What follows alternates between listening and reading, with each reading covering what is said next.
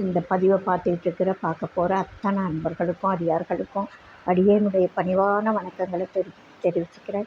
இதுக்கு முந்தின பதிவில் நம்ம ரெட்டிப்பட்டி சுவாமிகளோட வாழ்க்கை குறிப்பு, அதாவது கொஞ்சமாக சுருக்கமாக வாழ்க்கை சொல்லியிருந்தோம். அருட்சட்ட நெறிகள் பற்றி நான் அடிக்கடி பல பதிவுகளில் சட்டநெறின்னு சொல்லுவேன்.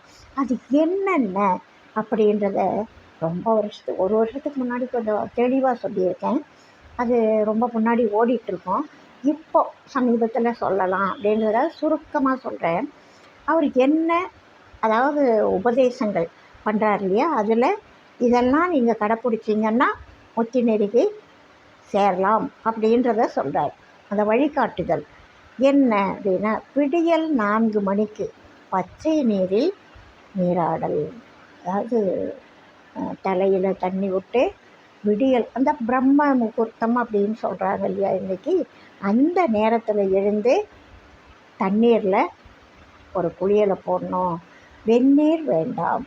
வள்ளலாருக்கும் இவருக்கும் 2 விஷயந்தான் கொஞ்சம் வித்தியாசமாக இருப்பாங்க.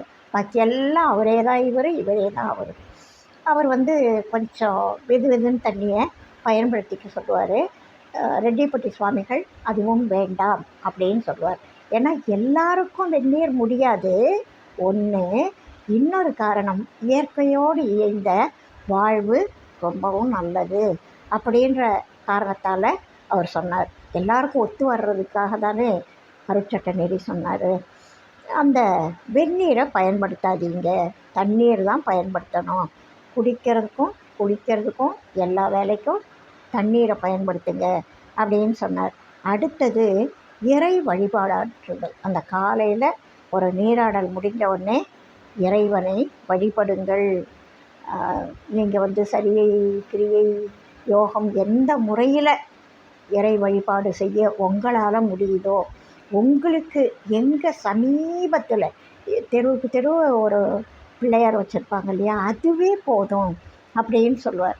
நீங்கள் தூரமாக போகிறது உங்களுக்கு முடியலையா, வேலை இருக்கா, அவசரமாக, எதுவாக இருந்தாலும் ஒரு சின்ன பிள்ளையாரை ஒரு 3 வலம் வர்றது ஒரு பெரிய விஷயமாக இருக்காது. அதனால் நீங்கள் இப்போ எழுந்திருக்கிறதும் பிரம்ம முகூர்த்தத்தில் எழுந்துட்டீங்க. அப்போது உங்களுக்கு நிறைய கால அவகாசம் கிடைக்கும். லேட்டாக எழுந்தால் தான் பரபரன்னு வேலை செய்யணும். இப்போது அந்த காலை நேரம் இதற்கு உகந்த நேரம். நம்ம தூங்கி எழுந்து நீராடிட்டு அது மாதிரி இறைவனை நினைக்கிறப்போ மனசு அமைதியாக சலனமில்லாமல் இருக்கும். அந்த நேரத்து வழிபாடு மிக உன்னதமானது அப்படின்றதுனால இறை வழிபாடு. இதை வள்ளல் பெருந்தகையும் அந்த நேரம்லாம் கட்டாயமாக இறைவனை தியானிக்கணும்னு சொல்லுவார். அவர் 6 காலம் சொல்லுவார். அதே மாதிரி ஒரு டைமாக சொல்லலையே தவிர அதையே தான் இவரும் சொல்கிறார். பிற மதங்களை நிந்திக்காதிருத்தல். இந்த அருட்சட்டத்தை கடைப்பிடிக்கிறவங்க பிற மதங்களை நிந்திக்கக்கூடாது. அதாவது இப்போ நான் அருட்சட்டத்தை ஏற்றுக்கிட்டேன், நான் சைவ சமயத்தில் இருக்கேன், நான் வைணவனாக இருக்கேன், மற்றதெல்லாம் வேஸ்ட் அப்படின்னு சொல்லுவாங்க. சில மதத்தினர் சொல்லுவாங்க, அதாவது நான் கும்பிட்றது தான் கடவுள், மற்ற எல்லாரும் கும்பிட்றது சாத்தான் அப்படின்னு சொல்லுவாங்க. அது போல் யாரையும் பிற மதங்களை நிந்திக்கக்கூடாது. அதை விட முக்கியமானது இறைவன் ஒருவனே. இங்கே ஒன்று, அங்கே ஒன்று, இங்கே ஒன்று, இங்கேருந்து அங்கே ஜம்ப் பண்ணி, அங்கேருந்து இங்கே ஜம்ப் பண்ணி, அதெல்லாம் கூடாது. கடவுள் ஒருவரே, ஒன்றே தெய்வம், ஒருவனே தேவன் அப்படின்னு, ஒன்றே குலம் ஒருவனே தேவன் அப்படின்னு நாம் நம்பிக்கையோடு நடக்கணும். முக்கியமாக இறைவன் ஒருவன் முழு நம்பிக்கையோடு செய்யணும். அது உணவுன்னு பார்த்தா இந்த சைவ உணவு அசைவ உணவுன்னு வாங்க இல்லையா, அது மாதிரி வெஜிடேரியன் ஃபுட்டு. அசைவம் வைணவம் கிடையாது. இந்த சைவ உணவையே எடுத்துக்கணும். வேறு எந்த உணவு மேலேயும் நாக்கு ருசி கருதி அதில் மனசு போகக்கூடாது. பஞ்சமா பாதகம் தவிர்த்தல். எல்லாம் அதில் இந்த கொலை பண்ணுற பாவம், புலை உண்றதுனால என்னெல்லாம் பாவம் இருக்கும், அதுக்கு காரணம் அந்த கொலை. இப்போ கொலை செய்த பாவமும் நமக்கு வரும். உயிர்கொலை வேண்டாம். அந்த விலங்குகளையோ பறவைகளையோ அடித்து சாப்பிட்ட பாவம் நமக்கு வேண்டாம், உடம்புக்கும் நல்லதில்லை அப்படின்றதுக்காக பாவமும் வேண்டாம், உடம்புக்கும் அது தேவையில்லை அப்படின்னு சொல்லி மரக்கறி உணவையே சாப்பிட்ணும். பஞ்சமா பாதகம், பொய், கொலை, களவு, காமம் எல்லாமே வேண்டாம், தவிர்த்துடணும். அது பக்கம் ஈடுபாடு போகக்கூடாது. சரி, நோய் வந்தால் என்ன பண்ணுறது? மருந்து சாப்பிடாதீங்க. திருவள்ளுவர் சொல்கிறார் இல்லையா, மருந்தென வேண்டாவாம் யாக்கைக்கு அருந்தியது அற்றது போற்றி உணி. உடம்புக்கு மருந்தே வேண்டாய்யா அப்படின்வார். அதையே தான் இவரும் சொல்கிறார். மருந்து அருந்தாமல் இறை அருள் துணை கொண்டே நோய்களை நீக்கிக் கொள்ளணும். இப்போ இந்த நல்லொழுக்க நெறிகளை கடைப்பிடிச்சா நோயே வராது. அப்படி வந்த நோயும் இப்போ புதுசாக ஒருத்தர் ஒரு நோயோடு வர்றாங்க அப்படின்னா சட்டத்தை ஏற்றுக்கிட்டாங்கன்னா அதே அந்த வெறும் திருநீரும் தீர்த்தமும், ஞானசம்பந்தர் திருநீரும் தீர்த்தமும் கொடுத்து பல நோய்களை போக்கலையா? இது நம்ம புதுசு கிடையாது. சுவாமிகள் சொன்னது புதுசு கிடையாது. அதுக்கு முன்னாடியே இருந்தவங்க திருநீர் தீர்த்தம் கொண்டு பல நோய்களை போக்கியிருக்காங்க. கூன்பாண்டியனோட கூனை நிமித்தலையா இறைவனை பாடி இறந்தவங்களை எழுப்பலையா? திருநாவுக்கரசர் அந்த அப்பூதியடிகளோட பையனை எழுப்பலையா? பூம்பாவை சாம்பலாக இருந்த பூம்பாவையை பெண்ணாக ஞானசம்பந்தர் எழுப்பலையா? இது எல்லாமே சுவாமிகள் மட்டும் சொல்லலை. அதுக்கு முன்னாடியே நிறைய பேர் செய்தும் காமிச்சிருக்காங்க. காலத்துக்கு காலம் எது, அதாவது சுவாமிகள் செய்ததை நம்பாமல் இருக்கிறதுக்கு வாய்ப்பே இல்லை. ஏன்னா முன்னாடியே இருக்குது இதெல்லாம். அதை சுவாமிகளும் அவர் யாருன்னு நாம் தெரிஞ்சுக்கிறதுக்கு இறைவன் கொடுத்த ஒரு வாய்ப்பு. அது மாதிரி எல்லாத்தையும் அதை மனோதிடத்தோட நம்ம திருநீர் தீர்த்தம் சாப்பிட்டு இந்த நோய் குணமாயிடும், ஆண்டவர் பார்த்துக்குவார், நம்முடைய மனோவாக்கு காயங்களை அவர்கிட்ட ஒப்படைச்சிட்டோன்னா ஆண்டவர் பார்த்துக்குவார்ன்ற நம்பிக்கையோட, திட நம்பிக்கையோட மருந்து அருந்தாமல், மருந்து சாப்பிட்ட எல்லாருக்கும் நோய் குணமாயிடுதா இந்த முதல்ல? அதுவும் இல்லையே. அவங்க காலத்துக்கும் பேஷண்ட்டாக தான் இருக்காங்க, மாத்திரையை போட்டுக்கிறாங்க. டாக்டர் என்ன சொல்கிறாரு? நீங்கள் லாங் லைஃப் இருக்கணும்னா லைஃப் லாங் மாத்திரை எடுத்துக்கோங்க, அதான் சொல்கிறாங்க. யாரும் முழுசாக குணமாயிட்டோம் அப்படின்றது, ஒரு சில நோய் தலைவலியாக இருந்தால், ஜுரமாக இருந்தால் குணமாச்சின்னு சொல்லிக்கலாம். மற்றபடி வேறு எந்த நோயும் ஆகாது. ஆனால் இதில் அந்த வேலையே இருக்காது. எல்லா நோயும் குணமாயிடும். அப்படியும் ஏதோ கண்மம் காரணமாக, முன்வினை காரணமாக நோய் வருதுன்னா இறைவன் இதை நம்முடைய, அதாவது கண்மத்தில் 3 இருக்கு இல்லையா, பிராரத்வம், சஞ்சிதம், ஆகாமியம், பிராரத்வம் இருக்கு இல்லையா, அந்த பிராரத்வம் அப்படின்னு வரும்பொழுது இந்த கஷ்டத்தை துன்பத்தை அனுபவித்து முடித்தாதான் நமக்கு முத்தி நெறி கிடைக்கும் அப்படின்னா அனுபவித்து முடிச்சுடுவோம். அது தள்ளி தள்ளி மாத்திரை மருந்தை சாப்பிட்டு தள்ளி தள்ளி வச்சாலும் நாளைக்கு நாம் தானே அனுபவிக்கணும். அதுக்கு பதிலாக ஆண்டவர் மேலே நம்பிக்கையை வச்சு அனுபவிச்சே முடிச்சிடுவோம் அப்படின்னு இருக்க சொல்லுவாரே தவிர அது ரொம்ப ரேர். மற்றபடி சாதாரண விஷயங்கள் ஆண்டவர் மேலே வச்ச நம்பிக்கையில் எல்லாருக்கும் நோய் குணமாகும் அப்படின்றது கண்கூடு, ப்ராக்டிக்கல். கூடுமான வரை அந்த பிரச்சனை யாருக்கும் இருக்காது. அப்படி இருந்தாலும் அதை தாங்கிக் கொள்ளக்கூடிய மனோதிடம், சக்தி, ஆற்றல் உடம்புலையும் மனசுலையும் ஆண்டவரே கொடுப்பார். அதுக்கு குறிப்பும் கொடுப்பார். என்ன காரணத்துக்காக உனக்கு இந்த நோய் இருக்குது, அனுபவித்து முடி அப்படின்னு சொல்லிடுவார். மற்ற எல்லா நோயையும் போக்கிடுவார். முன்வினை காரணமாக வந்தது மட்டும்தான் இருக்கும், அது ஆண்டவர் பார்த்துக்குவார். அதை அப்படியே தாங்கி கீழே விட்டுடுவார். அதுவும் பாதிக்காமல் பார்த்துக்குவார். அதுக்கு அடுத்தது மருந்து அருந்தக்கூடாதுன்றதுக்கு அடுத்தது ஜோதிடம், மாந்திரீகம். இன்றைக்கி நிறைய பேர் இதில் போய் விழறாங்க. மந்திரம், தந்திரம், மணி மந்திரம், ஜோசியம், இதை பண்ணுறது அதை பண்ணுறது, இது வேணான்றது அது வேணுன்றது, இதுக்கு யாரையாவது தேடி போகிறது அதுக்காக பல பொருள் செலவு பண்ணுறது, லட்சக்கணக்கில் செலவு பண்ணி மாந்திரீகர்களை பார்க்குறவங்கெல்லாம் இருக்காங்க.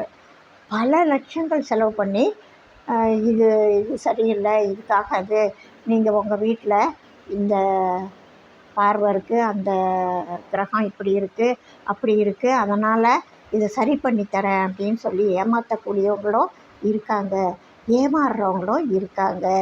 அந்த மாதிரி நீங்கள் ஆண்டவனை தவிர இந்த சில்லற விஷயத்தையெல்லாம் நம்பாதீங்க.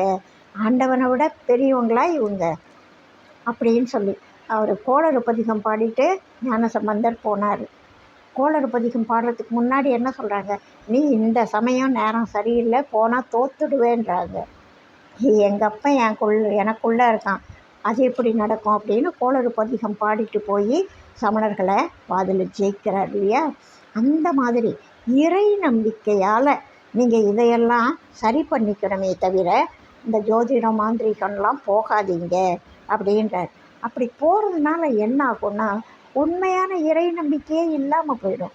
சில்லற விஷயத்தில் நம்முடைய நாட்டம் போயிடும். அதுக்கு அடுத்தது பிரார்த்தனை பண்ணிக்காதீங்க அப்படின்றார்.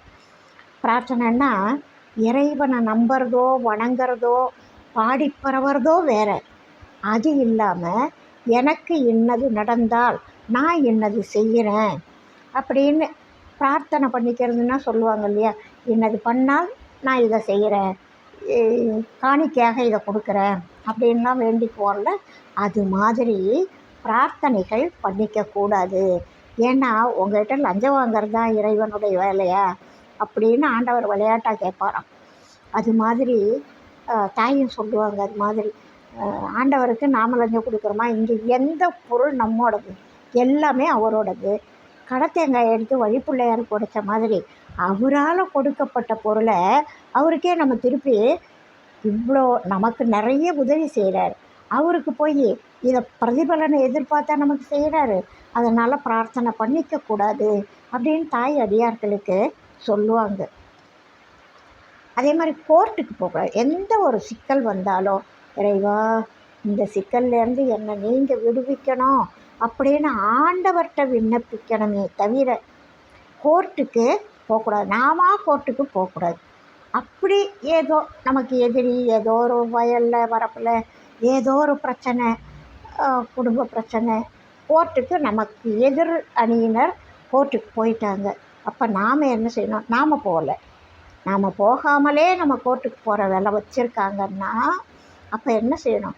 எது நடந்ததோ, எது நிஜமோ, அதாவது பொய் கதையெல்லாம் சொல்லாமல், நம்ம ஜெயிக்கணுன்றதுக்காக எதுவும் சொல்லாமல், எது நிஜமோ அதை கோர்ட்டில் சொல்லிவிட்டு வந்துடுங்க. அவ்வளோதான். எந்த சிக்கலாக இருந்தாலும் ஆண்டவர்கிட்ட ஒப்படைச்சிங்கன்னா அவர் தீர்த்து வச்சுடுவார். இன்னை வரைக்கும் அது எல்லாருக்கும் அனுபவமாகவே இருக்கிறது. அதனால் கோர்ட்டுக்கு போகாதீங்க, அறமன்றம் அணுகாதீங்க. அடுத்தது இப்போது ஒருத்தர் இறந்து போகிறாங்க, எல்லாம் அப்படியே துக்க சாகரத்தில் விழுந்து அதுக்கப்புறம் என்ன செய்வாங்க? நீரினில் மூழ்கி நினைப்பொழிந்தாரே, அதுதானே நிஜம் பட்டினத்தடிகள் சொல்லுவார். அது மாதிரி எல்லாம் ஊரெல்லாம் கூடி ஒலிக்க அழுதிட்டு பேரினை நீக்கி பிணம் என்று பெயரிட்டு கடைசியில் என்ன செய்வாங்க? நீரினில் மூழ்கி நினைப்பொழிஞ்சிட்டு வந்து சாப்பிட உட்காந்துடுவாங்க. அப்போ எதுக்கு அவ்வளவு ஆர்ப்பாட்டமாக அழுதீங்க? இது இயற்கை நிகழ்வு. இறைவன் இந்த பிறவியிலிருந்து அவங்களுக்கு என்ன அனுபவிக்க வைக்கணுமோ அதை அனுபவித்து முடித்தாங்க. அடுத்த பிறவி தரப்போகிறார். முத்தி நெருக்கி போகிறவங்க தனி கேட்டகரி. பிறவி எடுக்க வேண்டியவங்களுக்கும் இந்த பிறவி போய் இன்னும் பிறவி அடுத்த பிறவிக்கு அவங்க போகிறாங்க. இது சாதாரணமாக இறக்கிறதும் பிறக்கிறதும் இயற்கை நிகழ்வு. ஆண்டவர் எதை செய்தாலும் ஒரு காரணத்தோடு செய்வார், ஒரு நன்மைக்காக செய்வார். உயிர்கள் கஷ்டப்படணுன்றது ஆண்டவனுக்கு ஆசை இல்லை. அப்போது இது இயற்கைன்னு தெரிஞ்ச ஒரு விஷயத்துக்கு எதுக்கு ஆர்ப்பாட்டம் பண்ணணும், அழணும்? ஆண்டவர் நன்மை தானே பண்ணியிருக்காரு. அதனால் இறந்தவருக்கு இறங்கி அழுதுட்டு உட்காந்துருக்கக்கூடாது, நெருப்பில் வைக்காதீங்க, மண் காப்பிடுங்க அப்படின்னு சொல்லுவார். அதுதான் அருட்சட்ட நெறியாக சுவாமிகள் சொல்லி கொடுத்தது. தினமும் தினமும் வள்ளலார் சொன்னதும் இதே தான். சதா அந்த சிந்தனையில் இறைவனை நிறுத்தி எல்லா காரியங்களையும் பண்ணணும். நிஷ்டை தியானத்தில் உட்கார்ந்து தியானம் பண்ணி பழகணும். உடல் பொருள் ஆவி எல்லாத்தையும் இறைவா உங்ககிட்ட ஒப்படைச்சிட்டேன் அப்படின்னு சொல்லி அவருடைய ஆண்டவன் சொல்கிறான், அருணாச்சலம் செய்கிறான் அப்படின்ற எண்ணத்தோட எது மேலேயும் தீவிரமான பற்று இல்லாமல் ஒரு மனசளவில் துறவு இருக்கணும். ஆனால் காரியங்களை இல்லற கடமைகளை சரியாக செய்யணும். அது ஒரு இல்லறத்தானுடைய கடமை. துறந்தார்க்கும் துவார்க்கும் இல்லறத்தான் தான் எல்லாம் செய்யணும் இல்லையா? அது போல் எல்லாத்தையும் கடமையை செய்யுங்க, பற்றற்று செய்யுங்க அப்படின்னு சொல்லுவார். இறைவன்கிட்ட ஒப்படைச்சிட்டு செய்கிறத செய்யுங்க அப்படின்னு சொல்லுவார்.